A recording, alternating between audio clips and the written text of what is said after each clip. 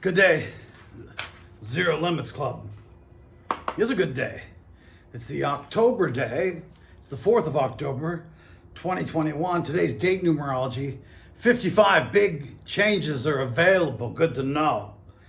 Thanks for having me on the club and thanks for being in the club. You know what I'm getting?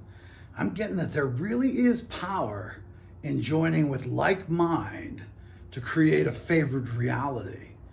You know, where two or more are gathered, that whole routine. Dr. Hugh Lan, that's the subject of Zero Limits, the book. Good to be in book club. Smart. Dr. Hugh Lan wrote it down today. Self-identity. Isn't that what we've been doing? Self-identity, or remembering who we are. Recollection. Recognition. Dr. Hugh Lan, he said self-identity through Ho'oponopono, Hawaiian technique, for therapists. He's talking about people that are therapists. Well, who are therapists? I'll tell you, therapists, doctors, coaches, mothers, fathers, friends, spouses. We're all therapists. He says, so self-identity through Ho'oponopono for the therapist begins with being 100% responsible for the client, the student, the spouse, the player. Being 100% responsible. If you see it, it's yours, you know, that kind of thing. We keep going back to it because it could use a repeat. I know I could use a repeat on being 100% responsible. The rest of the game, the rest of this technique is rather easy. If I can get through step one, as I'm getting through step one, there's not a question anymore if I do. It's just a matter of time now. Because I will clean and clear it until I do. Hugh Lan, doctor. Self-identity, or remembering again. Mastery, we've called it, through Ho'oponopono begins with 100% responsibility. It makes sense. It makes sense. You leave the land of the absolute. You have a perfectly pure disc, and then you take on gradually programs. He calls them memories. You take on these programs. Remember, it was voluntarily. We voluntarily took on the program so there would be something to choose from. There was nothing to choose from the land of the absolute, so we came here in time. One of the realms, I believe it's one of the realms that's available that has time, because this takes time. So if it's taking you time, take your time. Take your time. What would you rush ever for if you are in time?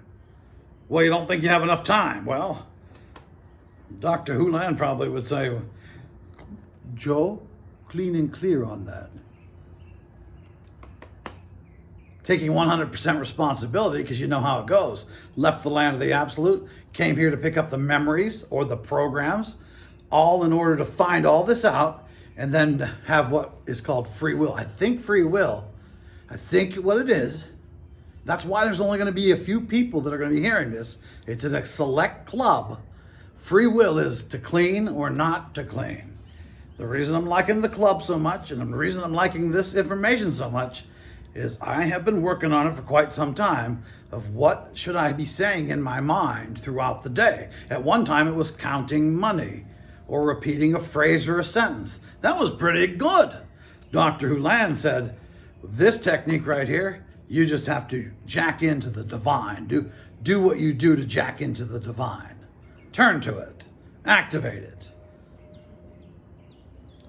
Take responsibility for all of it. And then say the 4 phrases. Thank you.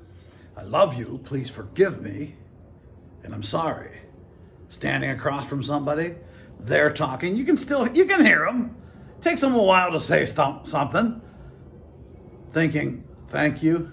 I love you. Please forgive you. I'm in contact with the divine. And then you have the right words to say, because you're taking responsibility for the problem. Because everybody comes with a problem. But he said to me today, Dr. Hugh Lan, Coach, do you recognize that every time there's a problem, you're there. You know what that makes me, does it? Don't you? That makes me the common denominator in all this. And boy, it makes sense. So the process begins with the belief that the problem's source is somewhere else. The whole process, before you even get started, where we are, is believing that the problem or the source of the problem is with someone else. The belief that your responsibility is to assist the client, that your responsibility is to assist the player, coach. You believe that your responsibility is to assist it since it's not yours. This technique, the teacher believes he is to assist the student. The coach believes he is to assist the player. The doctor believes he is to assist the patient. But to be an effective problem solver for any of those, for the therapist, for the coach, must be willing to take 100% responsibility for having created the problem solution that he's looking at. Problem situation. Let's do it again. Must be willing to be 100% responsible for having created the problem situation. He must be willing to see that the source of the problem is erroneous thought within himself. Erroneous. Looked it up. I did. I had to. Wrong or incorrect is the definition of erroneous. So the teacher's going along, the coach, let's just talk about the coach, going along, believing that he is to coach or assist somebody else. All the while he's doing that, he must be believing that the problem lies with them and not himself. Or why would he be assisting them? You don't have to assist anyone. You just have to assist yourself. And that'll be the assistance. He must be willing to see that the source of the problem is erroneous, wrong. And it's wrong thought. Knowing the source of the problem is erroneous thoughts within himself. Once the coach, the therapist, the doctor knows that the source of the problem is erroneous thoughts within himself, then he will know he has the power to change it. Wow, there you go. Nice to see. Got my teapot fired up today.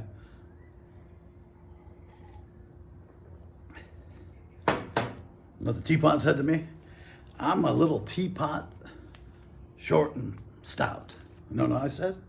How you been doing, teapot? And it said, I already told you, short and stout. Well, and I said, I get that. I really get that. You know what I found out? So I'm working on this new theory about sun gazing and what the sun is. The S-U-N, the sun, the power that runs this entire planet. And I found out that what has been happening with me is that there's vegetarians, nice work. There's meat eaters, you're cool. I found out that the meat, the animals, the reason they're eating the vegetables is because the sun is growing the vegetables. And I realized that when I eat the meat, I want my meat to be vegetarians. Think about it. I want my meat to be vegetarians. I see it on the package. It says grass-fed beef. This is extra money. This cow you're about to eat was a vegetarian. But why am I eating that cow? I'm eating that cow because the cow's eating that grass that had soaked up the sun. So what I'm finding out in sun gazing, check out sun gazing, is that I'm going to try to skip the process. Because isn't that what it is? I think the power is in the sun. I believe you can look at it and skip the steps of the vegetables growing, the cattle eating, and then you're eating the beef just to get the sun. I theorize that the process of vegetable growing from the sun and the animals eating the vegetables and then me eating the animals is a process. I have to process all of it. That I am a processor. And I want to skip that steps. It's in theory. I'm working on it now. I theorize we can go straight to the source. I believe we can go straight to the source. And I'm looking forward to the day that Fancy says to me, "What's up, Fancy? Do you eat?" I'm like, "I eat the sun." Right now it's in theory. I love the theory that I can go right to the sun by gazing it. As soon as it's on its way up, you know, when I started sun gazing, I just skipped all the steps, didn't read the books, just heard about sun gazing. So it would be 12:30 in the afternoon, and the sun would be high in the sky, and I'd be looking at it and be burning my retinas. And I found out later that sun gazing is to be done as it's on its way up. You know, it's on its way up or on its way down. And the whole goal is 44 minutes. Check it out yourself, sun gazing.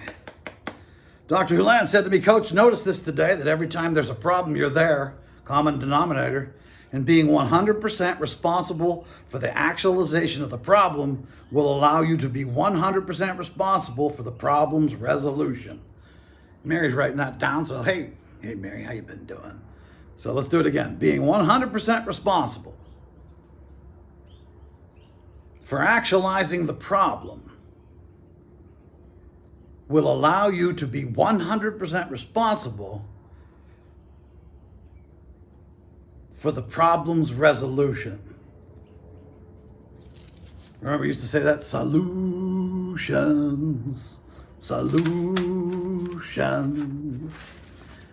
Remember that, Desiree? You're doing good. How you been doing? Good. Good job on it. Solutions. So I wrote it down. The Hawaiian approach, Ho'oponopono, is a process of repentance, forgiveness, and transformation. And when you transmute or forgive or delete or erase your own thoughts, this happens in the patient or the student, the player, the associate, the spouse. So what's the key? 100% responsibility. For how much? Well, 100%. I see that's a process. But I believe that if we join together, study together, gather two or more, we will remember in the moment. We will remember in the moment when we see a problem. What's the common denominator? I'm there. What do I do here? Clean and clear. I understand free will? Yes. How do you know? Nothing else to do but clean and clear.